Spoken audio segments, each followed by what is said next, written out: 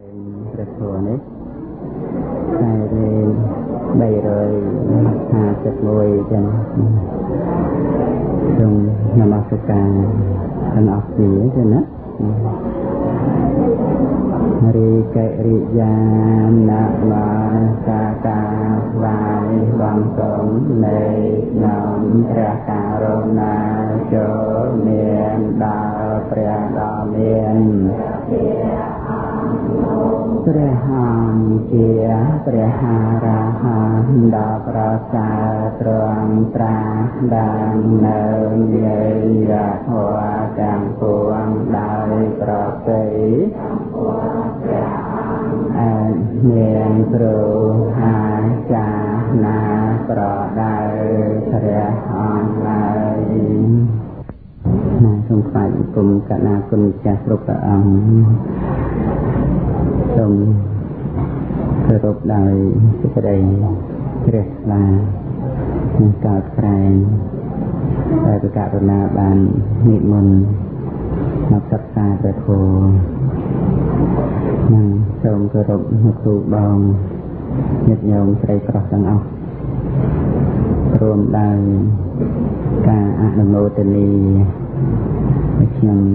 កណាខ្ញុំបានត្រេកអរនៅក្នុងបុណ្យកុសលគ្រប់យ៉ាងរបស់គុណចាស់និងញាតិញោមហើយនៅក្នុងខ្សែអត្ថសម្លេងព្រះធម៌នេះយើងនឹងសិក្សាជាបន្តនៅក្នុងរវាងវស្សាទី12និងទី13ណាសង្ខេបសេចក្តីខ្លីទេដែលព្រះមហាបជាបតិកោតមីទូលលាព្រះដ៏មានព្រះភិក្ខដើម្បីរិនិព្វានណាក្នុងការដែលបានថ្វាយបង្គំលាព្រះដ៏មានព្រះភិក្ខនិងភិក្ខុសង្ឃព្រះសម្មាសម្ពុទ្ធព្រះអង្គទ្រង់ព្រះពុទ្ធជាអនុញ្ញាតដើម្បីឲ្យព្រះនាងមហាបជាបតិកោតមីកំចាត់សេចក្តីសង្ស័យនៃពពួកជនដែលមានបាសកបាសិកាពធជនក៏ច្រើនគ្នានៅក្នុងទីនោះកុំឲ្យមានសេចក្តីសង្ស័យនៅក្នុងគុណធម៌របស់ព្រះភិក្ខុនីទ្រង់ក៏អនុញ្ញាតឲ្យព្រះនាងមហាបជាបតិកោតមីសម្ដែងនៅរិទ្ធបរិហាការដែលសម្ដែងរិទ្ធបរិហារួចហើយក៏ក្រាបថ្វាយបង្គំលាព្រះសញ្ញាភិក្ខមកកាន់ទីកន្លែងវិញនៅក្នុងសំណាក់ភិក្ខុនីហើយក៏បរិនិព្វានទៅក្នុងកិច្ចការបូជាប្រសពក៏មានការប្រព្រឹត្តទៅក្រឹកក្រែងហើយក៏បានតម្កល់នៅព្រះអតិថិដើម្បីជាទីគោរពបូជាណាព្រះដែលមានព្រះភិក្ខព្រះអង្គទ្រង់និមន្តបិណ្ឌបាតនៅនឹងក្រុងវេសាលីណាក្នុងការនោះព្រះអង្គក៏បាននិមន្តចូលទៅកាន់គេហដ្ឋានរបស់អុគកហបតីអ្នកស្រុកវេសាលីចឹងណាគាត់ជាអ្នកមានទ្រព្យសម្បត្តិជាសេដ្ឋីក្នុងការនោះអុគកហបតីគាត់ក៏បានថ្វាយនៅរបស់ដែលជាទីពេញចិត្តមានចង្ហាន់បិណ្ឌបាតជាដើមរហូតដល់ទៅសម្ពុតជ័យពរបល្ល័ង្កក្តាក្លិនច័ន្ទដែលមានសម្ដែងនៅក្នុងអង្គុត្រនិកាយបញ្ចកនិបាតនៅក្នុងការដែលបានប្រគេនថ្វាយដល់ព្រះភិក្ខុសង្ឃមានព្រះសម្មាសម្ពុទ្ធជាប្រធាន របស់ដែលជាទីពេញចិត្តព្រោះគាត់បានមានប្រសាសន៍ទូលព្រះដែលមានប្រភាកថាខ្ញុំព្រះអង្គនេះបានស្ដាប់ឮផ្ទាល់អំពីព្រះដែលមានប្រភាកមកថាបុគ្គលឲ្យនៅរបស់ដែលជាទីពេញចិត្តរមែងបាននៅរបស់ដែលជាទីពេញចិត្តមកវិញមនីបតិយីលបតេមនីបន្តិបុគ្គលដែលឲ្យនៅរបស់ជាទីពេញចិត្តរមែងបាននៅរបស់ដែលជាទីពេញចិត្តមកវិញហ្នឹងចឹងក៏គាត់ចិត្តពោលនៅពាក្យនឹងរឿយហើយថែមទាំងសូមឲ្យព្រះដែលមានប្រភាកនឹងទ្រង់អនុគ្រោះទទួលសូមឲ្យព្រះអង្គនឹងមេត្តាទទួលនៅរបស់អ្វីដែលគាត់មានបំណងនឹងថ្វាយនឹងប្រគេនោះសំដីរបស់ដូចជាបាក្លិនចាំអីនឹងចំគូដល់ព្រះអង្គក៏សូមវារណាសូមឲ្យព្រះអង្គទទួលព្រះអង្គទ្រង់ទទួលទៅក៏បង្កប់ឲ្យគេពុះធ្វើទៅជាឆ្នាំសន្តកភ្នែកអីចឹងទៅព្រះអង្គទ្រង់ទទួលដោយអនុគ្រោះដល់អុគកហបតីចឹងណាគាត់ជាកំពូលលើឧបាសកមួយរូបតែណាអុគកហបតីអ្នកស្រុកវេសលីហ្នឹងជាកំពូលលើឧបាសកទាំងឡាយផ្នែកខាងឲ្យនៅរបស់ដែលជាទីពេញចិត្តមនីបតិយកានាងយតិទាំងអុគោកហបតិលេសាលិកោចឹងមែនទេចឹងណា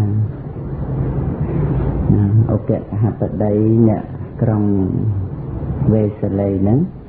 ជាកំពូលលើបាសកទាំងឡាយផ្នែកខាងការឲ្យនៅរបស់ដែលជាទីពេញចិត្តច្រើនមកណាឬតែព្រះដែលមានវិភាកព្រះអង្គទ្រង់បានអនុមោទនីព្រះអង្គទ្រង់ត្រាស់សម្ដែងថាបុគ្គលឲ្យនៅរបស់ដែលជាទីពេញចិត្តរមែងបាននៅរបស់ដែលជាទីពេញចិត្តនោះមកវិញការធ្វើទេពហ្នឹងគ្រាន់តែចម្រាញ់នៅរបស់ក្រោតក្រៀបហ្នឹងឲ្យទៅជារបស់ល្អិតហើយជាទូចដាំនៅក្នុងចិត្តតែប៉ុណ្្នឹងទេទៅមានឈ្មោះថាបុគ្គលឲ្យនៅរបស់ដែលជាទីពេញចិត្តគឺបានន័យថាដាំនៅទូចដែលជាទីពេញចិត្តនោះអញ្ចឹងវាដោះមកវាបានផលមកអ្នកដាំនឹងឯងណាព្រះអង្គទ្រង់សម្ដែងថាសត្វរស់ឯណាដែលបានដឹងនៅព្រះអរហន្តថាជាស្រែបនដ៏ប្រសើរកបីឲ្យកបីឲ្យនៅសម្ពុតឆ្លៀកសណ្ដោបឲ្យនៅទំនេរបាយទឹកបច្ច័យទាំងឡាយដោយប្រការផ្សេងដល់បុគ្គលដែលមានកាយវិការចិត្តត្រង់នោះឲ្យនឹងឲ្យដោយការបរិច្ចាគឲ្យដោយការលះបង់ឲ្យដោយការមិនអាល័យស្ដាយសត្វរស់នោះឯងគឺថាឈ្មោះថាឲ្យនៅរបស់ដែលគេឲ្យបានដោយកម្របុគ្គលឲ្យនៅរបស់ដែលជាទីពេញចិត្តរមែងបាននៅរបស់ដែលជាទីពេញចិត្តមកវិញក្នុងការដែលអុគកហបតីអ្នកក្រុងវេសលីនឹងបានចូលគាល់ព្រះរាមានុភាលើកទី1បានសម្រេចសោតាបត្តផលក្រោយមកគាត់ក៏បានសម្រេចដល់ថ្នាក់ព្រះអនាគានីណាទេណាជាព្រះអនាគានីបុគ្គលដល់ទៅពេលគាត់អស់ជីវិតទៅត្រូវបដិសន្ធិក្នុងសទ្ធាវៈព្រំក្នុងអង្គុត្រនិកាយបញ្ចកនិបាតនឹងបានសម្ដែងបន្តក្នុងកាលមួយដែលព្រះអង្គទ្រង់គង់នៅនេវត្តចេតពុនក្នុងកាលនោះអុគកសទ្ធាវៈព្រំនឹងបាន ចុះមកគាល់ព្រះរាមារុភាបានញ៉ាំងវត្តចេតពុននឹងឲ្យភ្លឺស្វាងថ្វាយបង្គំព្រះរាមារុភាហើយព្រះអង្គក៏ទ្រង់ត្រាស់សួរថាអ្នកអុកៈអ្នកបាននៅរបស់ដែលជាទីគាប់ចិត្តហើយនៅបបិទ្ធព្រះអង្គដ៏ចម្រើនខ្ញុំព្រះអង្គបានហើយនៅក្នុងសេចក្តីនេះព្រះអត្តកថាបានបញ្ជាក់ថាដែលព្រះអង្គទ្រង់ត្រាស់សួរអំពីរបស់ដែលជាទីគាប់ចិត្តនោះគឺមិនមែនរបស់ដែលជាលោកយៈដតីអ្វីនោះទេណាគឺបំណងរបស់អុកកហបតីដែលនៅជាមនុស្សគឺត្រូវការដើម្បីបានសម្រេចនៅអរហន្តក៏ប៉ុន្តែមិនទាន់បានសម្រេចនៅក្នុងកំណើតជាមនុស្សឡើយដល់ពេលគាត់អស់ជីវិតទៅកើតនៅក្នុងសទ្ធាវៈគាត់ក៏បានសម្រេចនៅព្រះអរហន្តដែលចុះមកគាល់ព្រះរាមារុភានេះក្នុងភាពជាព្រះអរហន្តនោះទៀតហ្នឹងតែបានពោលថាខ្ញុំព្រះអង្គហ្នឹងក៏បានសម្រេចហើយនេះគឺជាដំណើរជីវិតដែលមានការប្រព្រឹត្តទៅនៅក្នុងបំក្នុងកុសលក្នុងបារមីក្នុងសេចក្តីល្អដែលខំបានសន្សំមកដូចជាអុកកហបតីនេះបានតាំងសេចក្តីប្រាថ្នាតាំងតែពីសាសនានៃព្រះសម្មាសម្ពុទ្ធសមុត្តតៈមកណាយូរហើយប្រាថ្នានៅតំណែងនឹងផងតំណែងកម្ពុជាលើបាសកទាំងឡាយផ្នែកខាងឲ្យនៅរបស់ដែលជាទីពេញចិត្តណាចឹងបានជាព្រះអង្គទ្រង់ស្ថាបនាតែងតាំងអុកកហបតីថាជាកម្ពុជាលើបាសកទាំងឡាយផ្នែកខាងឲ្យនៅរបស់ដែលជាទីពេញចិត្តនឹងមនីតតិយកាnăngយតិកាំអុកកហបតិវេសានិកោណានៅពេលដែលអុកៈព្រមហ្នឹងដែលជាព្រះរហន្តចុះមកហ្នឹងមិនមានសាកសួរបញ្ហាអ្វីដល់ព្រះអង្គទេគ្រាន់តែថ្វាយបង្គំព្រះអង្គហើយនឹងបានទូលព្រះរាមារុភាដែលព្រះអង្គទ្រង់ត្រាស់សួរថាបាននៅរបស់ដែលជាទីគាប់ចិត្តហើយលើនោះថាខ្ញុំព្រះអង្គនឹងបានសម្រេចហើយព្រះរាមារុភាព្រះអង្គក៏ទ្រង់ត្រាស់សម្ដែងនៅព្រះពុទ្ធដីកាជាខាងចុងនៃប្រសូតនឹងព្រះអង្គទ្រង់ត្រាស់សម្ដែងថា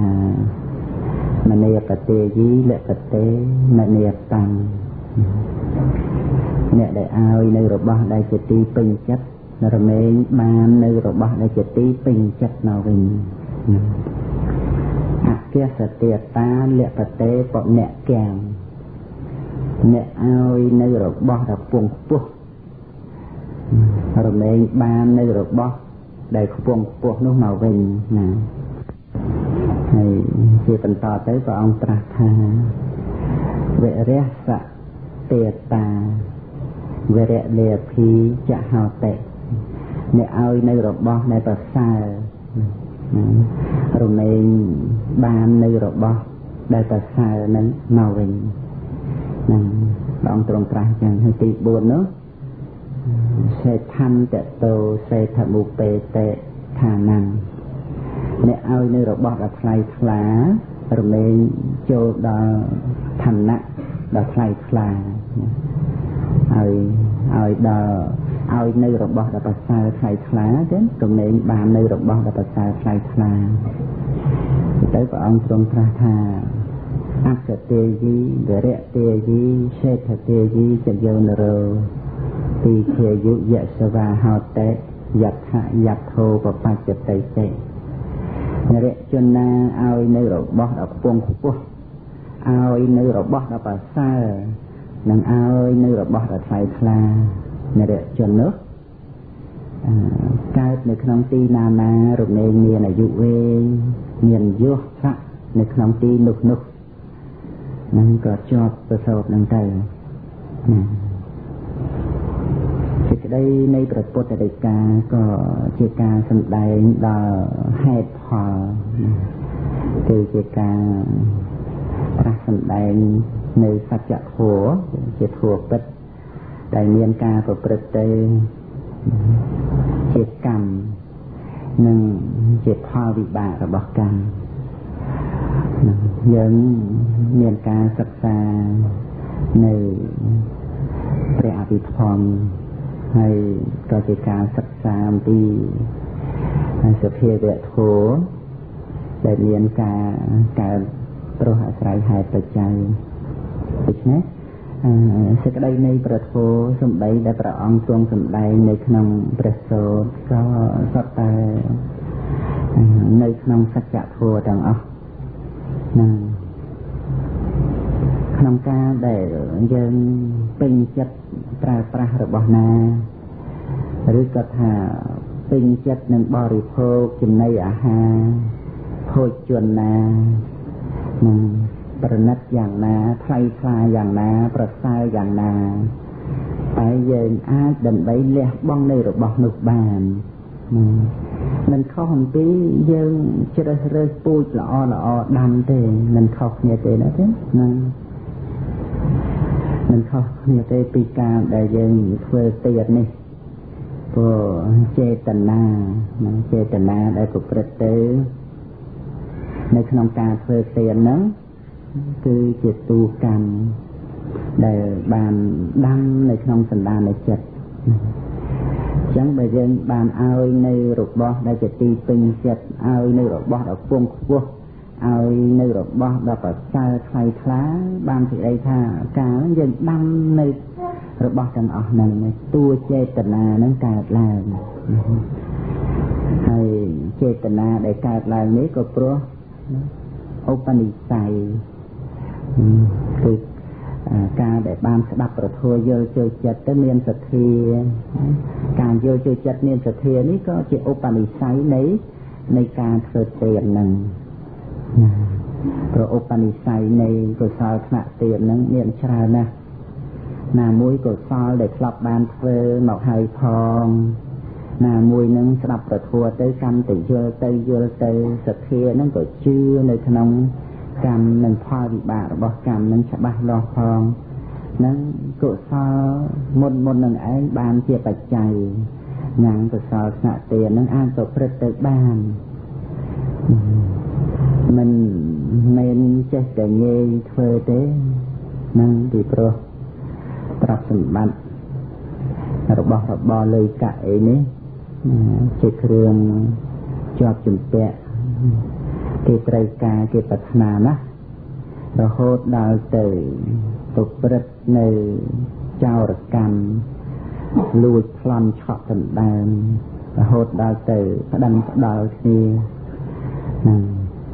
ទានរបស់នេះរបស់នោះដោយអំណាចនៃសេចក្តីស្រឡាញ់ការដែលជាប់ជំពាក់ជារឿងដែលមនុស្សលោកយើងនឹងត្រូវការប្រាថ្នាក៏ប៉ុន្តែក្នុងโลกនេះមិនមែនមានតែចិត្តដែលជាប់ជំពាក់ត្រូវការប្រាថ្នានឹង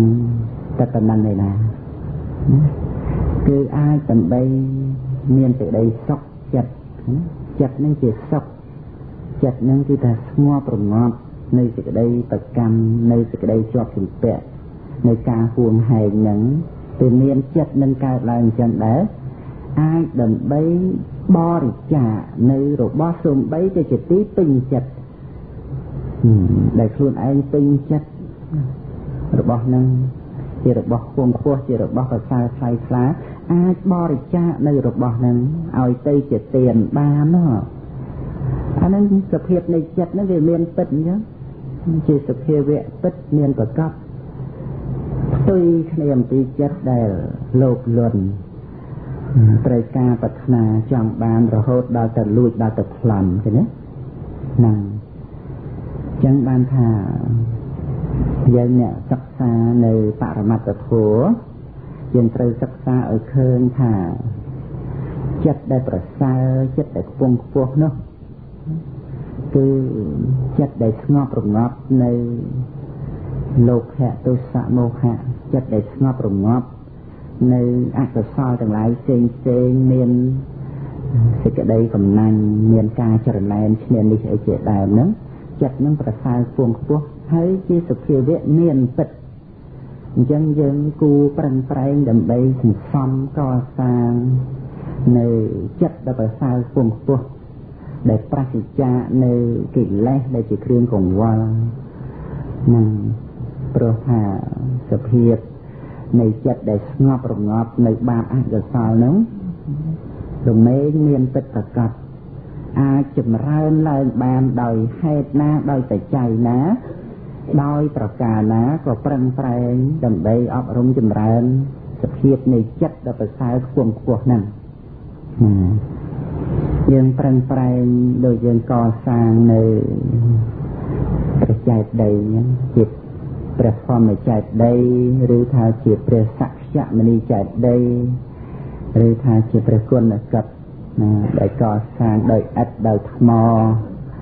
ឬក៏សម័យដើមគេកសាងដោយមាសដោយកែវមณีអីចឹងទៅតាមកាលសម័យដែលសម្បូរនៅរបស់នោះប៉ុន្តែយើងសប្តាហ៍ថ្ងៃនេះនៅក្នុងព្រះធម៌ព្រះវិន័យយើងស្ដាប់ឮព្រះធម៌រាល់ថ្ងៃចម្រើនប្រាជ្ញាស្មារតីគឺកណាគុណម្ចាស់ញាតិញោមប្រុសស្រីហ្នឹងក៏ត្រូវកសាងនៅព្រះចេតិយនៃសេចក្តីសុខមួយក្នុងសន្តានចិត្តរបស់ខ្លួនកសាងព្រះចេតិយនៃសេចក្តីសុខណាព្រះចេតិយនៃសេចក្តីសុខហ្នឹងមានការមិនបៀតបៀនគ្នាដោយអំណាចមានសិលជាគ្រឹះក្រោមណាហើយសិក្សាអប់រំចម្រើនប្រាជ្ញាស្មារតី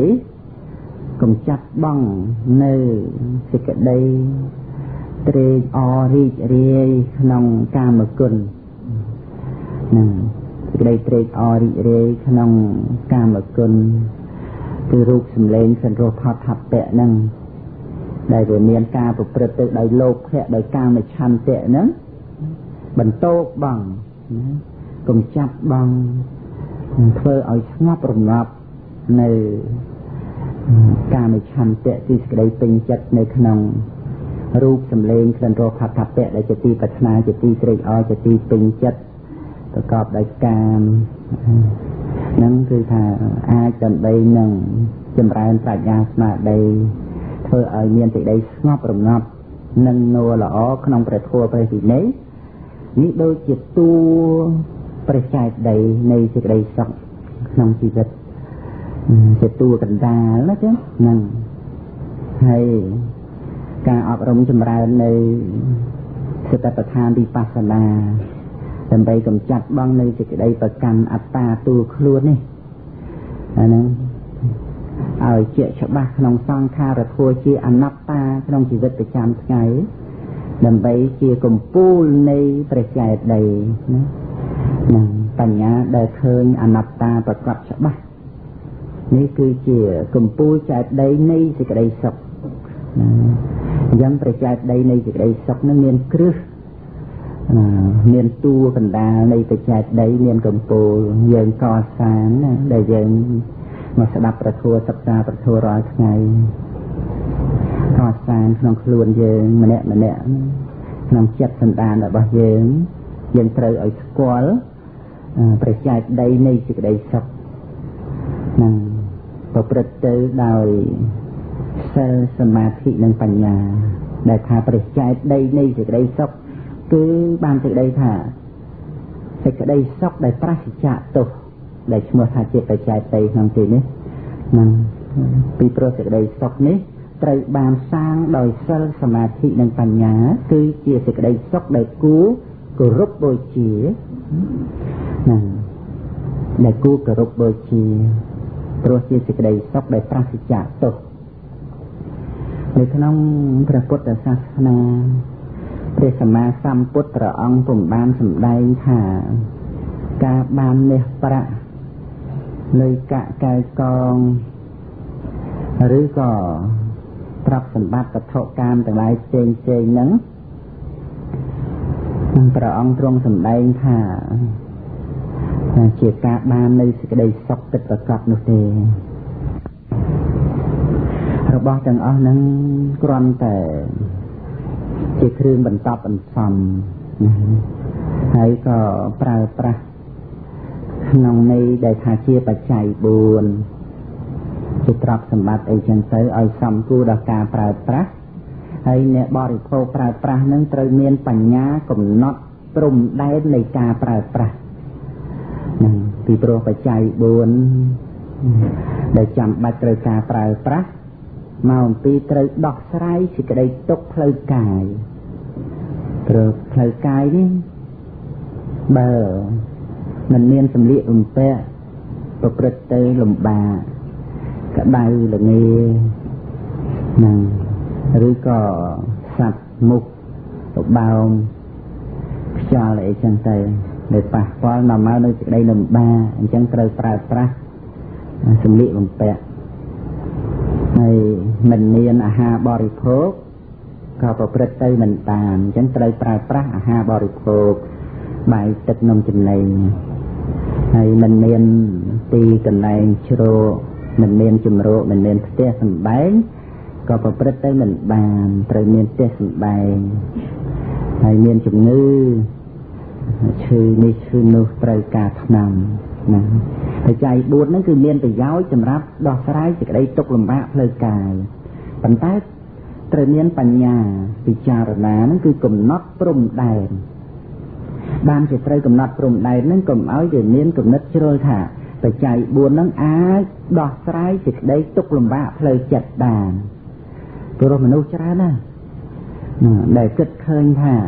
តែបានប្រាក់មកបរបរប្រើប្រាស់គ្រប់គ្រាន់ទៅគឺថាសុបាយចិត្តហើយអត់មានកង្វល់អីទៀតទេហ្នឹងអញ្ចឹងបានជាយល់ឃើញថាបច្ច័យ4ហ្នឹងអាចដោះស្រាយសេចក្តីទុក្ខលំបាកផ្លូវចិត្តបានដែរអាហ្នឹងវាខុសណាហ្នឹងវាខុសពីព្រោះឫសគល់នៃសេចក្តីទុក្ខកង្វល់ផ្លូវចិត្តហ្នឹងមានច្រើនបែបច្រើនយ៉ាងណាមិនមែនបានតែបច្ច័យ4បានមាសបានប្រាក់លុយកាក់នឹងមកអាចបញ្ចប់សេចក្តីទុក្ខកង្វល់តាមផ្លូវចិត្តបានឡើយនៅមានរឿងរ៉ាវច្រើនណាស់ដែលនាំឲ្យទុក្ខកង្វល់កើតមកដល់ផ្លូវចិត្តពិតមែនតែមានបច្ច័យ4គ្រប់គ្រាន់សម្បូរហូរហៀហើយក៏ដោយអញ្ចឹងត្រូវស្វែងរកបច្ច័យ4គឺធម៌គឺធម៌ដើម្បីទំនុកម្រងផ្លូវចិត្តកុសលធម៌ដោយសពគ្រប់ណាទេដើម្បីអីដើម្បីដូចជាសម្លៀកបំពាក់ឲ្យចិត្តអាហារបរិភោគឲ្យចិត្តទីជំរកផ្ទះសម្បែងឲ្យចិត្តថ្នាំកែរោគឲ្យចិត្តនោះគឺថានៅលើកុសលធម៌នឹងដើម្បីឲ្យចិត្តនឹងបាននៅសេចក្តីសុខមិនមែនគ្រាន់តែអាស្រ័យបច្ច័យ4មានសម្លៀកបំពាក់ខោអាវឬក៏លុយកាក់សម្បូរហូរហៀប៉ុណ្ណឹងអាចដើម្បីដោះស្រាយសេចក្តីទុក្ខកង្វល់ផ្លូវចិត្តបាននោះឡើយអញ្ចឹងត្រូវកំណត់ព្រំដែនក្នុងការប្រើប្រាស់បច្ច័យ4នឹងឲ្យច្បាស់មិនមែនសម្រាប់តែបព្វជិតទេណាយើងដែលជាបាសកបាសិកាអ្នកសិក្សានេះក៏ត្រូវស្វែងរកសេចក្តីសុខឲ្យដល់ចិត្តរបស់ខ្លួនកសាងប្រជែកដីនៃសេចក្តីសុខហ្នឹងបោះបោប្រើប្រាស់មានជាធម្មតាតាមវិស័យនៃគរិយាវៈក៏ប៉ុន្តែយើងបានសិក្សាប្រគល់ច្រើនមកដូចជាសម្ពុតខោអាវអីនេះយើងប្រើប្រាស់គ្រាន់តែដើម្បីអីដើម្បីការពារនៅសេចក្តីទុក្ខលំបាកដែលវាមានការប៉ះពាល់ទៅដោយសម្ផស្សបោមុខខ្យល់កម្ដៅថ្ងៃចឹងហើយក្នុងព្រះធម៌ហ្នឹងសម្ដែងប្រៀបថាគ្រាន់តែដូចជាសម្ពុតដែលគេយកមករុំដំបៅហ្នឹងមិនមែនដើម្បីយកសម្ពុតនឹងឯងមកបង្អួតគ្នាមកឲ្យកើតទៅជាទិដ្ឋិមាននេះសេចក្តីស្រវឹងអីនោះទេគឺដើម្បីឲ្យដំបៅហ្នឹងវាបានជាវាសះ cầm mây rọc bó vây thì cày nó được pa từ rung cầm bay nó ở chết tới cầm mây được cho thủ ly đây cầm mây chỉ phải giao này sầm quất rung cầm bay nó dàn ná cái sầm liệt bằng tệ để dân pra pra này anh ấy thì dâyรับពុទ្ធបរិស័ទយើងអ្នកបានអប់រំចិត្តណាបានអប់រំការស្ដាប់នឹងមកច្រើនអញ្ចឹងទៅត្រូវធ្វើទុកក្នុងចិត្តបណ្ដើអញ្ចឹងទៅឲ្យឃើញថាមិនមែនជារបស់អីដើម្បីនឹងមកបង្អួតគ្នាចិញ្ចើគ្នានោះទេនឹងមិនបានជាយើងត្រូវធ្វើទុកក្នុងចិត្តដល់ទៅថ្នាក់ម្ល៉េះណារបស់នឹងយើងប្រើប្រាស់ទៅវាល្អវាស្អាតវាសមរម្យសមរូបសមរាងទេតាថាសេចក្តីទុកក្នុងជីវិតរបស់យើងនេះដែលយើងគួរឲ្យភ័យខ្លាចគួរឲ្យតក់ស្លុតគួរឲ្យរង្គៀសនោះយើងមិនទាន់ចេញផុតទេអញ្ចឹងយើងចង់បង្អួតគ្នាយើងចង់សប្បាយរឿងអីទៅឧទាហរណ៍ដូចជាយើងនៅក្នុងជំរំខ្មាំងដែលខ្មាំងចាប់យើងជាចំណាប់ខ្មាំងបានហើយខ្មាំងហ្នឹងគេឲ្យយើងបរិភោគបាយទឹកនំចំណីបរិភោគនៅអ្វីរបស់គេឲ្យសម្ពុតស្លៀកពាក់សម្ពុតដណ្ដប់ទីកន្លែងនៅតើយើងគិតថាត្រូវនៅសប្បាយរីករាយជាមួយខ្មាំងសត្រូវដោយសារមានអាហារបាយទឹកមានសម្លៀកបំពាក់ស្លៀកពាក់ហ្នឹងសប្បាយនៅដោយអាស្រ័យរបស់ទាំងអស់ហ្នឹងឬយ៉ាងណាអាហ្នឹងបានថាបើយើងមិនដឹងខ្លួនទេរវល់តែសប្បាយនឹងឧបករណ៍ប្រើប្រាស់សម្លៀកបំពាក់អាហារបរិភោគរបស់ចៅខ្មាំងហ្នឹងយើងមិនរួចអំពីសេចក្តីទុក្ខទេត្រូវខ្មាំងនឹងឯងបៀតបៀន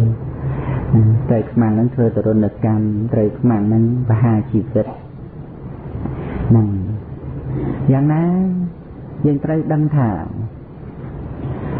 ក្នុងជីវិតរបស់យើងនេះដែលមានការប្រើប្រាស់នៅបច្ច័យ4នេះមកពីអីមកអំពីមានបញ្ចខណ្ឌនេះកើតឡើងបើអត់មានបញ្ចខណ្ឌកើតឡើងចាំបាច់ប្រើប្រាស់បច្ច័យ4ទេអត់ទេអញ្ចឹងយើងត្រូវកំណត់ថាបច្ច័យ4នេះជារបស់ខណ្ឌទេហ្នឹងហើយបញ្ចខណ្ឌនឹងជាអ្នកសម្លាប់ជាឃាតករឬជាពេជ្ជឃាតដែលយើងគ្រប់គ្នានេះគឺជាអ្នកទោសដែលបានកាត់ទោសបហាជីវិតគ្រប់គ្នាហើយគ្រប់ព្រះអង្គគ្រប់គ្នាហើយជាអ្នកទោសត្រូវបហាជីវិតហ្នឹងដោយសារអីដោយសារមានបញ្ចខណ្ឌ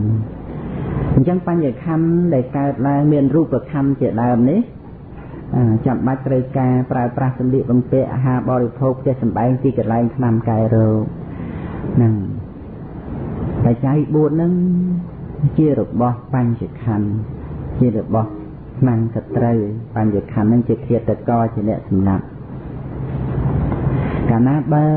យើងកំណត់ដឹងបានច្បាស់យ៉ាងនេះអាហ្នឹងគឺយើងមិនមែនថាមិនប្រើប្រាស់ទេណាមិនមែនថាមិនប្រើប្រាស់ទេយើងប្រើប្រាស់ប៉ុន្តែប្រើប្រាស់ក្នុងស្មារតីប្រើប្រាស់ក្នុងស្មារតីមិនមែនប្រើប្រាស់ក្នុងន័យប្រកម្មនៅជាមួយបញ្ចខណ្ឌត្រេកអរជាមួយនឹងបញ្ចខណ្ឌដើម្បីថាមានបញ្ចខណ្ឌអញបានស្លៀកពាក់ល្អអញបានបរិភោគឆ្ងាញ់អញបាននៅផ្ទះល្អស្រួលជាដើមមិនមែនទៅរីករាយអីជាមួយនឹងបញ្ចខណ្ឌដោយជាប់ជំពាក់ចិត្តជាមួយនឹងបច្ច័យ4នោះទេហ្នឹងពីព្រោះបើមិនមានបញ្ចខណ្ឌក៏មិនមានសេចក្តីទុក្ខលំបាកហើយក៏មិនចាំបាច់តេតិនអីនឹងបច្ច័យ4ដែលត្រូវប្រើប្រាស់ដែរហ្នឹងអត់មានចាំបាច់តេតិនអីនឹងបច្ច័យ4ដែលត្រូវប្រើប្រាស់ទេអានេះដែលតេតិនត្រូវប្រើប្រាស់រាល់ថ្ងៃដោយសារវាមានបញ្ចខណ្ឌកើតឡើងហ្នឹងហើយបញ្ចខណ្ឌដែលកើតនេះវាជាអ្នកសម្លាប់អញ្ចឹងបានជាយើងត្រូវរត់ចេញពីបញ្ចខណ្ឌនេះដោយមិនស្ដាយបច្ច័យ4ពីព្រោះតែកាលណារួចពីបញ្ចខណ្ឌទៅ ដល់ទីកន្លែងមួយដែលមិនចាំបាច់ប្រើប្រាស់នៅបច្ច័យ4ហ្នឹងមានចាំបាច់យើងស្ដាយបច្ច័យ4អីព្រោះបច្ច័យ4ចាំបាច់ប្រើប្រាស់ដោយសារមានខណ្ឌទេហ្នឹងអញ្ចឹងប្រៀបបីដូចជាយើងដែលត្រូវបរិភោគបាយទឹកនំចំណីរបស់ចៅខ្មាំងអញ្ចឹងដែលគេចាត់យើងទៅយើងមិនមែនមិនបរិភោគទេប៉ុន្តែបរិភោគដោយប្រយ័ត្នប្រយែងហើយរកឱកាសដើម្បីរត់ចេញពីជំរំខ្មាំងនោះរកផ្លូវដើម្បីរត់គេចចេញទោះជាអាហាររបស់ខ្មាំងទៅត្រូវនឹងពិនិត្យអស្ចារ្យ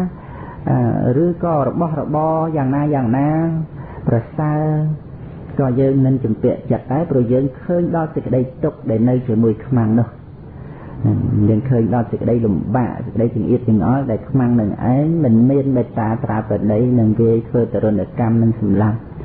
អញ្ចឹងយើងរកផ្លូវមិនមែនបរិភោគចំណីអាហាររបស់ខ្មាំងសត្រូវរួចទៅសំងំលក់ស្រួលអីនោះទេណារកឱកាសដើម្បីរត់ចេញពីជំរំខ្មាំងនោះនឹងអញ្ចឹងបានថាយើងដែលស្ដាប់ប្រធัวសិក្សាប្រធัวរាល់ថ្ងៃហ្នឹងដូចគ្នាគឺប្រព្រឹត្តទៅតាមព្រះដែលមានពភៈហ្នឹងដើម្បីចេញពីបញ្ចខណ្ឌហ្នឹងទៅព្រះនិព្វានមិនមែនស្ដាយបច្ច័យ4ទេអញ្ចឹងមែនទេចឹង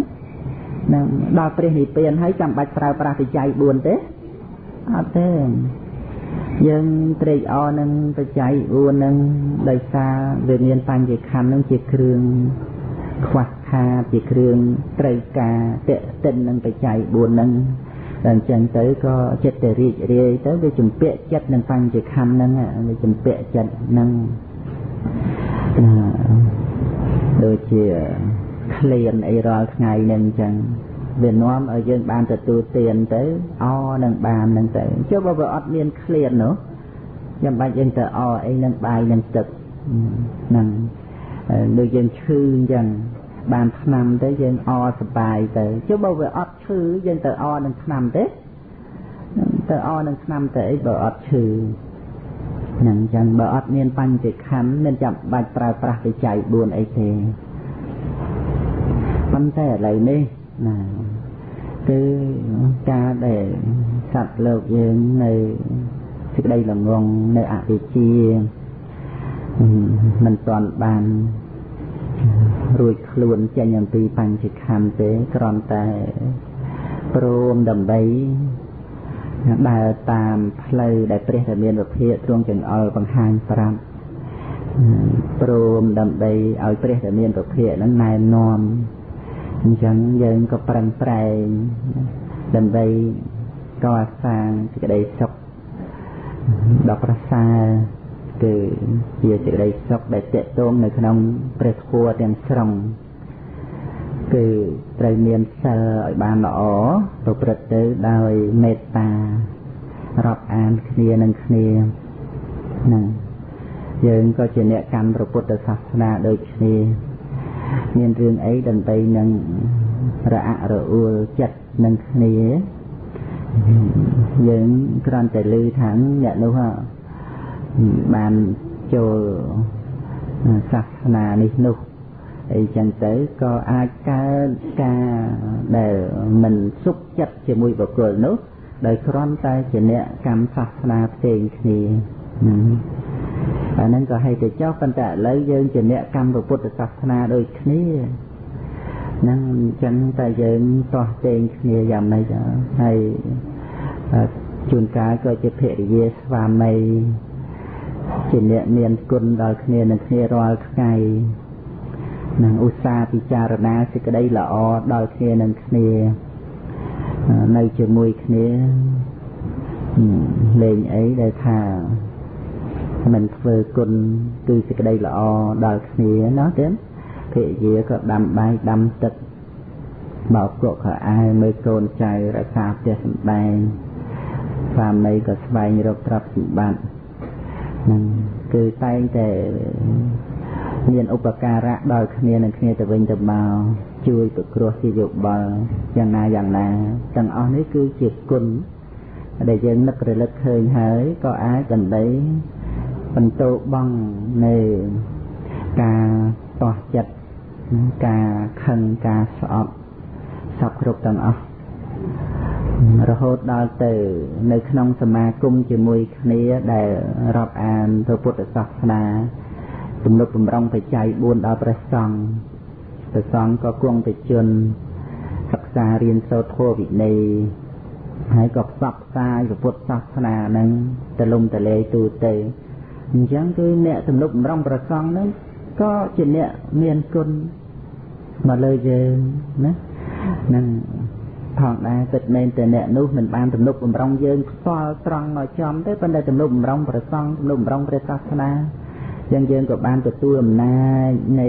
ព្រះធម៌អំពីព្រះសង្ឃណាដោយសារតែមានបុគ្គលនោះទំនុកបំរុងដោយបច្ច័យ4គឺសត្វជាអ្នកមានគុណលើយើងចឹងរឿងអីដែលយើងត្រូវទៅតោះតេងដោយការចាប់ទៅកំហុសយ៉ាងនេះយ៉ាងនោះវានាំឲ្យកើតការកកល្អក់ក្នុងចិត្តរបស់ខ្លួនឯងមិនបានសេចក្តីសុខក្នុងជីវិតប្រចាំថ្ងៃយើងកុំភ្លេចថាគ្រឹះនៃបច្ច័យដីដែលយើងត្រូវកសាងជាសេចក្តីសុខមួយសម្រាប់ជីវិតយើងនឹងគឺការមិនបៀតបៀនបានដល់ចិត្តដែលប្រព្រឹត្តទៅដោយមេត្តា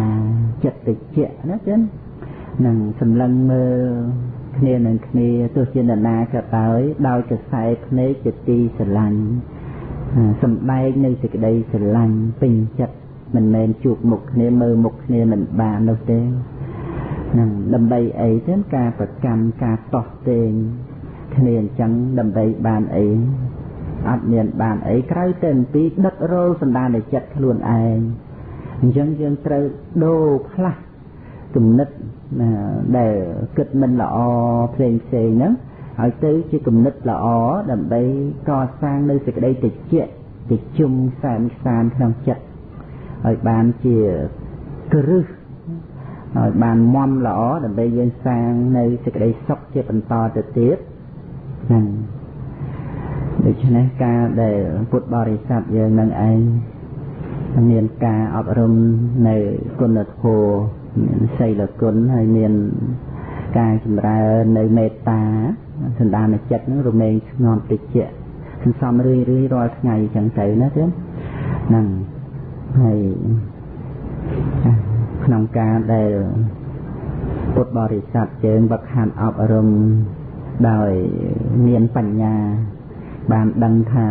វត្ថុកាមគុណក្នុងលោកនេះដែលកើតមកនឹងយ៉ាងណា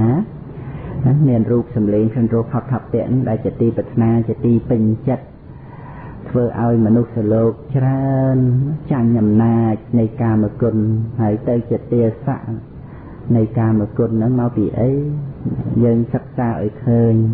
របស់ហ្នឹងជាទីត្រេកអរជាទីពេញចិត្តហើយប៉ុន្តែវាមានបង្កប់នៅអាជ្ញាអីដែរទេនឹងយើងមានបញ្ញាចេះដឹងអញ្ចឹងអានេះហើយគឺថាជាអ្នកចេះមិនមែនចេះតែប្រើប្រាស់របស់អ្វីៗទៅទាំងមិនដឹងអីដូចត្រីស៊ីនុយដែលគេបិទនឹងខ្លាយសន្ទូចនោះទេហ្នឹងរូបសម្លេងក្នុងរស់ផុតថពៈនេះពិតមែនតែជាទីត្រេកអរជាទីពេញចិត្តជាទីប្រាថ្នាប្រកបដោយកាមជាទីតាំងនៃតម្រេក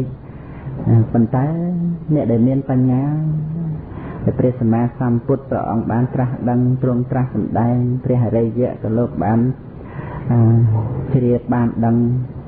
លោកឃើញថារបស់ទាំងអស់ហ្នឹងវាមានអាជ្ញាពុះពុលវាមានជាផ្លែសន្ទូចនៅក្នុងហ្នឹងអញ្ចឹងដូច្នេះកាលណាបើមានបញ្ញាប្រព្រឹត្តទៅដើម្បីឃើញទោសរបស់កាមគុណនេះគឺថាអាចដើម្បីមានការកិច្ចជៀសវាងចេញអំពីការស្វែងរកសេចក្តីសប្បាយរីករាយក្នុងកាមគុណហើយការដែលមានបញ្ញាដើម្បីកិច្ចជៀសវាងចេញអំពីការស្វែងរកកាមគុណនឹងឯងដែលឈ្មោះថាយើងមានឱកាសសាងនៅសេចក្តីសុខយ៉ាងពិតប្រាកដក្នុងចិត្តរបស់យើងអាចមានខ្លួនយើងនេះឯងសម្រាប់បានជាទីពឹងច្រើនឡើងតែយើងបណ្ដែតបណ្ដោយទៅខ្លួនយើងទៅជាអ្នកបម្រើសេចក្តីសប្បាយក្នុងកាមគុណទៅជាទេសៈនៃសេចក្តីសប្បាយទៅវាអត់មានបានអ្វីទេហ្នឹងមានតែការនឿយហត់អត់ប្រយោជន៍នាំមកនៅសេចក្តីទុក្ខសោកមងសៅក្នុងជីវិត អាហ្នឹងគឺយើងចាញ់សេចក្តីសប្បាយក្នុងកាមគុណអាហ្នឹងយើងត្រូវជាអ្នកបម្រើកាមគុណហ្នឹងហើយបើតើតែយើងឈ្នះសេចក្តីសប្បាយក្នុងកាមគុណហ្នឹងបានខ្លួននេះវាពិតប្រាកដ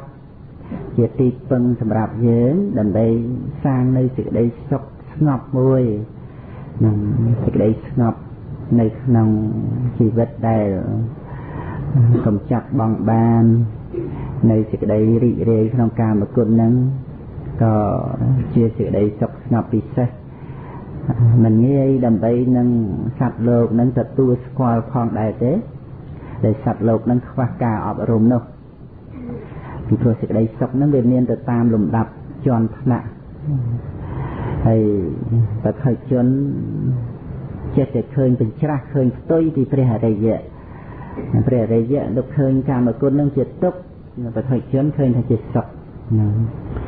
ព្រះអរិយៈលោកគល់ឃើញនៅព្រះនិព្វាននឹងថាជាសុខហើយជនឃើញថាជាទុក្ខព្រោះព្រះនិព្វានអត់កាមគុណចឹងហើយបឋិជននោះវាមានលំដាប់ថ្នាក់គេថាបឋិជនដែលមិនបានវឹកហាត់អប់រំហើយថានៅល្ងិតល្ងងហ្នឹង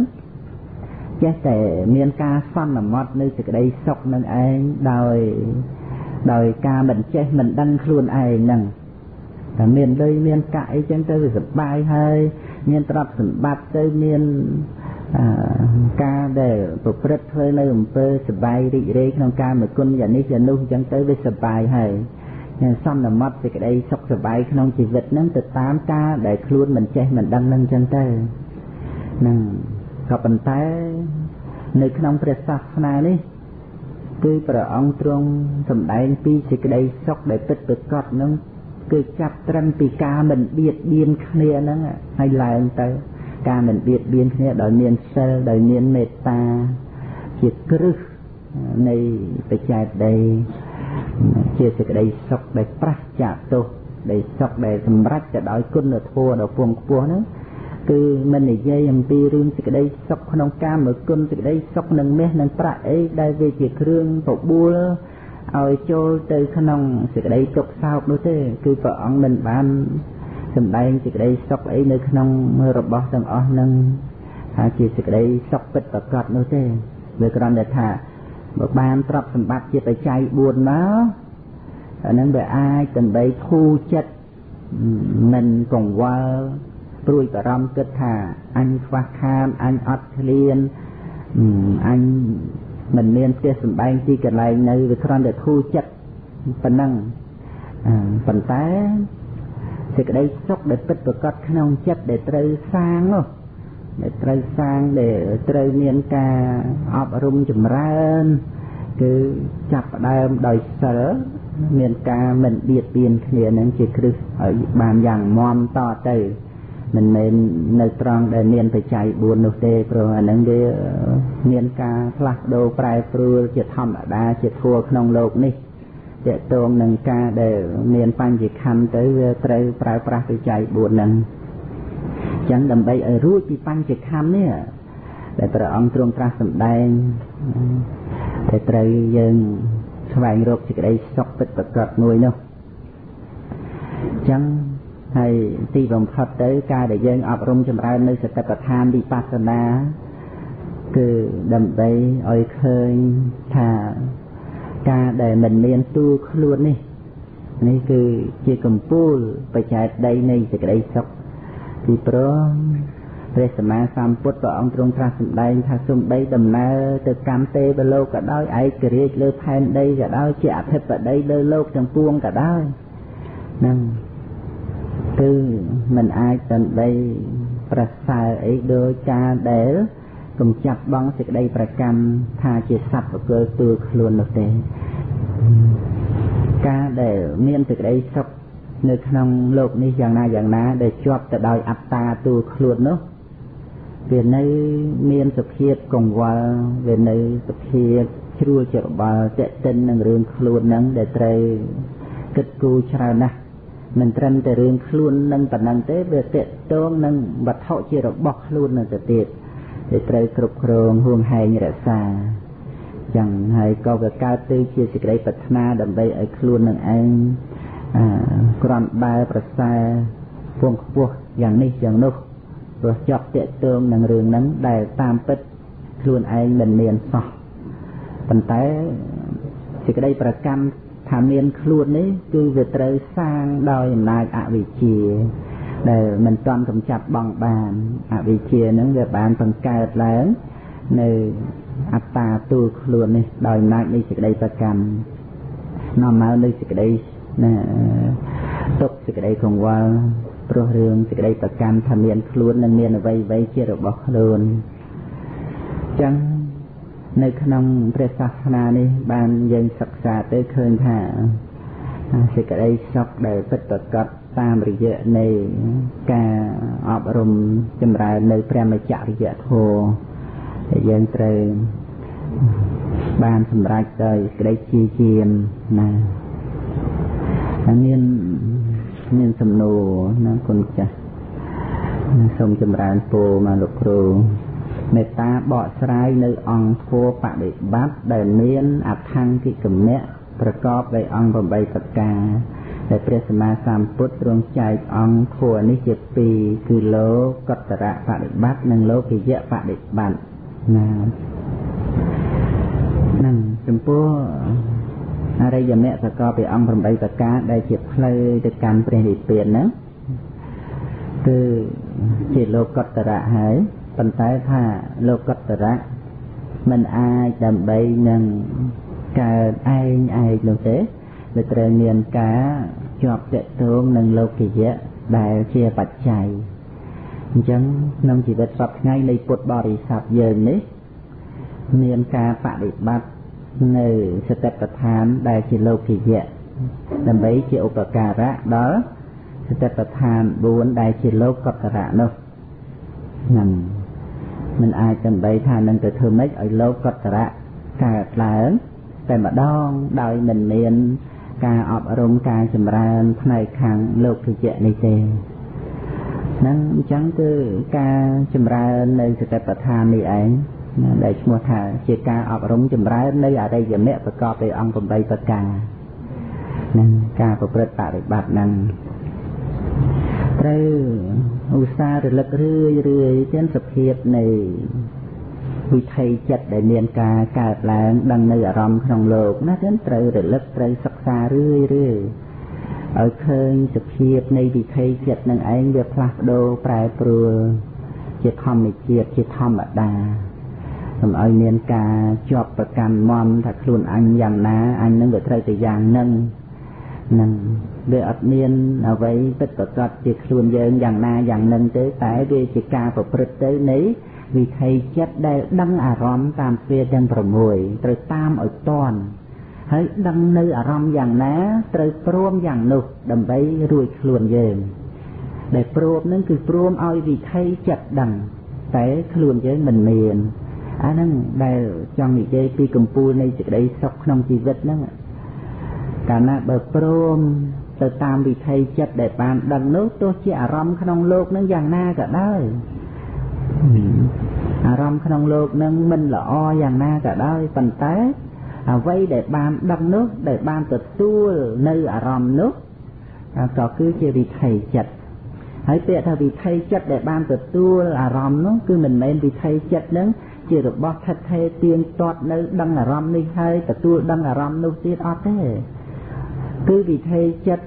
ដែលបានកើតឡើងដឹងនៅអារម្មណ៍ណាគឺទៅតែកើតឡើងអំពីអារម្មណ៍នោះឯងជាបច្ច័យដឹងនៅអារម្មណ៍ណាគឺទៅតែកើតអំពីអារម្មណ៍នោះឯងជាបច្ច័យនឹងសភាពនៃវិថីចិត្តនោះគ្រាន់តែបានដឹងនៅអារម្មណ៍នឹងប៉ុណ្ណឹងទេមិនអាចដើម្បីចាប់យកនៅអារម្មណ៍ដែលខ្លួនឯងបានដឹងនឹងថាជារបស់ខ្លួនទេពីព្រោះសូម្បីតែខ្លួនឯងដែលជាវិថីចិត្តហ្នឹងក៏ការពារខ្លួនឯងកុំឲ្យវិនាសទៅមិនបានផងនឹងថាអ្វីដែលខ្លួនបានដឹងនឹងជារបស់ខ្លួនយ៉ាងម៉េចទៅនឹងសភាពនៃជីវិតប្រចាំថ្ងៃនឹងចឹងទៀតវិថីចិត្តដែលកើតឡើងក្នុងโลกនេះមិនអាចដើម្បីនឹងមកចាប់យកនៅអ្វីដែលខ្លួនឯងត្រឹមតែដឹងនឹងមកធ្វើជារបស់ខ្លួនទេអត់ទេតាមពិតខ្លួនឯងនឹងកើតក្រោយគេទៀតផងបើលំអិតទៅតាមបច្ច័យនោះ អារម្មណ៍នឹងវាជាអារម្មណ៍ណៈពុរេជាតិបច្ច័យបានន័យថាអារម្មណ៍នឹងវាកើតមុនខ្លួនឯងទៅទៀតណាហើយជាបច្ច័យឲ្យវិថីចិត្តដូចជាចក្ខុវិញ្ញាណសោតវិញ្ញាណឃានវិញ្ញាណជីវហាវិញ្ញាណកាយវិញ្ញាណអីកើតឡើងនេះកើតក្រោយអារម្មណ៍នឹងទេហើយរលត់ទៅមុនគេនៅទៅទៀតគឺមានអីដើម្បីមកបាននៅរូបសម្លេងក្លិនរសផាប់ផាប់ពៈនឹងថាជារបស់ខ្លួននឹងយើងសិក្សារឿយៗទៅបានឃើញថាជីវិតរបស់យើងសពថ្ងៃនេះវាគ្មានអ្វីក្រៅពីវិថីចិត្តកើតឡើងដឹងនៅអារម្មណ៍ហ្នឹងទៅតាមទ្វារទាំង6ប៉ុណ្ណឹងហើយតើនឹងមានអ្វីជារបស់វិថីចិត្តហ្នឹងមានអ្វីដើម្បីថាវិថីចិត្តនឹងអាចដើម្បីជាម្ចាស់កើតមកក្នុងโลกនឹងមានខ្លួនឯងហើយមានអ្វីដែលខ្លួនឯងបានឃើញបានឮនឹងអត់ទេការពារតែខ្លួនឯងនឹងមិនទាំងបានផងវិថីចិត្តនឹងត្រូវកន្លងទៅត្រូវរលត់ទៅអានេះគឺត្រូវសិក្សារឿយៗអប់រំរឿយៗឲ្យតន់សភាពនៃវិថីចិត្តដែលបានដឹងអ្វីដែលបាននឹកគិតអ្វីហ្នឹងគឺត្រឹមតែជាវិថីចិត្តហ្នឹងឲ្យឃើញច្បាស់ថាវាអត់មានសត្វបកលទូខ្លួនយើងអីវារស់នៅផ្សេងពីវិថីចិត្តដែលកើតឡើងបន្តគ្នាក្នុងជីវិតរាល់ថ្ងៃហ្នឹងប៉ុណ្ណឹងទេហ្នឹងហើយបើវិថីចិត្តហ្នឹងវិញ្ញាណហ្នឹងប្រះទៅអស់ទៅហ្នឹងក៏វាអត់មានខ្លួនយើងអីមកនៅក្នុងសរីរៈសាកសពហ្នឹងដោយអត់មានចិត្តវិញ្ញាណនោះដែរដឹងខ្លួនថាអញក្នុងសាកសពដោយអត់មានចិត្តវិញ្ញាណនោះវាមិនដែលមានទេដែលដឹងខ្លួនសពថ្ងៃហ្នឹងគឺដោយអាស្រ័យមានចិត្តវិញ្ញាណនឹងឯងកើតឡើងដឹងនៅអារម្មណ៍ក្នុងលោកមានអីទៀតទេបើការអប់រំបញ្ញានឹងបានជាក់ច្បាស់ប្រកបសភាពពិតនៃជីវិតហ្នឹងគឺគ្រាន់តែជាវិថីចិត្តដែលដឹងអារម្មណ៍ក្នុងលោកហ្នឹងអញ្ចឹងទៅនេះឯងរឿយទៅក៏អាចដើម្បីលះបង់នៅសេចក្តីប្រកាន់ការជាប់ជំពាក់ចំពោះរូបសម្លេងក្លិនរសផាត់ថាពៈនឹងធម្មអារម្មណ៍បានទៅអាចដើម្បីនឹងរំលត់សកាយតិដ្ឋិដាច់ជាសមុច្ឆេទបានគឺមិនឃើញថាមានខ្លួនផងមិនឃើញថាមានអ្វីជារបស់ខ្លួននោះផងគឺរូបធម៌និងនាមធម៌ហ្នឹងប្រកបច្បាស់ដល់បញ្ញាអាហ្នឹងជាការបដិបត្តិក្នុងការអប់រំចម្រើនអរិយមគ្គប្រកបដោយអង្គ8ប្រការនោះណាហើយសួរថាកម្មដូចម្ដេចដែលធ្វើឲ្យកើតជាមនុស្សនិងយ៉ាងទៀតបើសត្វដែលស្លាប់ទៅហើយមានការបែកធ្លាយនៅបញ្ចខណ្ឌសាបសូន្យអស់ហើយតែការបដិសន្ធិនោះដូចម្ដេចពេលដែលកើតហើយហេតុអ្វីក៏ដឹងនៅជាតិកំណើតអំពីមុនដែលខ្លួនបានធ្វើហើយណាកុសលកម្មជាបច្ច័យទៅនាំឲ្យមានមហាវិបាកបដិសន្ធិនៅក្នុងកំណើតជាមនុស្សហ្នឹងគឺនៅលើអំណាចនៃកម្មជាបច្ច័យនឹងឯងហើយក្នុងការដែលស្លាប់ទៅនោះបញ្ចខណ្ឌហ្នឹងបែកធ្លាយសាបសូន្យក៏ពិតមែនប៉ុន្តែបដិសន្ធិរមែងកើតឡើងព្រោះកម្មជាបច្ច័យហ្នឹងអត់មានសត្វបុគ្គលអីអ្នកស្ទុះអន្ទោលទៅកើតទេប៉ុន្តែអំណាចកម្មនេះណាអំណាចកម្មហ្នឹងគឺថាវាតកតងនឹងអារម្មណ៍នៅពេលដែលចិត្តស្លាប់ហ្នឹងអារម្មណ៍ហ្នឹងដូចជាខ្សែដែលសំយងចោះពីដើមឈើមកហើយត្រូវគេចាប់យោលខ្លួនឆ្លងពីត្រៃម្ខាងទៅត្រៃម្ខាងហ្នឹងឆ្លងជ្រោះភ្នំណាទេហ្នឹងអញ្ចឹងរឿងអារម្មណ៍ដែលនៅពេលចិត្តស្លាប់ហ្នឹងវាអាចនាំឲ្យ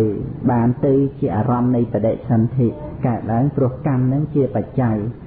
ឲ្យមានសត្វបកលអ្នកទៅកើតទៀតនោះអត់ទេនៅក្នុងជីវិតសពថ្ងៃនេះមានអ្វីដើម្បីថាជាសត្វជាបកលអ្នកទៅកើតនោះឡើយវាមានតែសេចក្តីប្រកម្មទេអញ្ចឹងបានថាដរាបណានៅមានសេចក្តីប្រកម្មសត្វបកលទូខ្លួនហ្នឹងវាមិនទាន់បានដល់កំពូលនៃសេចក្តីសុខទេណាវានៅគិតឃើញថាខ្លួនអញដែលត្រូវទៅកើតទៀតនឹងយ៉ាងណាក្នុងបរិលោកនោះជាប់ជំពាក់ប្រកម្មនឹងខ្លួនដែលត្រូវទៅកើតប៉ុន្តែចំពោះការចម្រើនបញ្ញាឃើញបញ្ចខណ្ឌក្នុងបច្ចុប្បន្ននេះពុំមានសត្វបុគ្គលពុំមានអត្តាបញ្ហាដែលគិតថាខ្លួនឯងយ៉ាងណាក្នុងបរិលោកនោះក៏ត្រូវបញ្ចប់ផងដែរជាសេចក្តីសុខក្នុងបច្ចុប្បន្នដែលបុគ្គលនឹងត្រូវឃើញច្បាស់ដោយខ្លួនឯងហ្នឹងអញ្ចឹងបានថា ការអប់រំចម្រើននៅសតិប្បដ្ឋាន4នេះកណ្ណាគុណចាស់ញាតិញោមអាចសម្រេចផលច្បាស់ក្នុងបច្ចុប្បន្នរំលត់នៅសេចក្តីកង្វល់ជាទុក្ខក្នុងជីវិតដែលកើតមកអំពីសេចក្តីប្រកម្មទួលខ្លួនហើយមានសម្មាទិដ្ឋិឃើញធម្មជាតិដែលមានការប្រព្រឹត្តទៅយ៉ាងណាគឺរមែងនាំមកនៅសេចក្តីសុខស្ងប់ជាមួយនឹងធម្មជាតិជុំវិញជីវិតនោះជាសេចក្តីសុខនៅក្នុងធម្មវិន័យណាទេ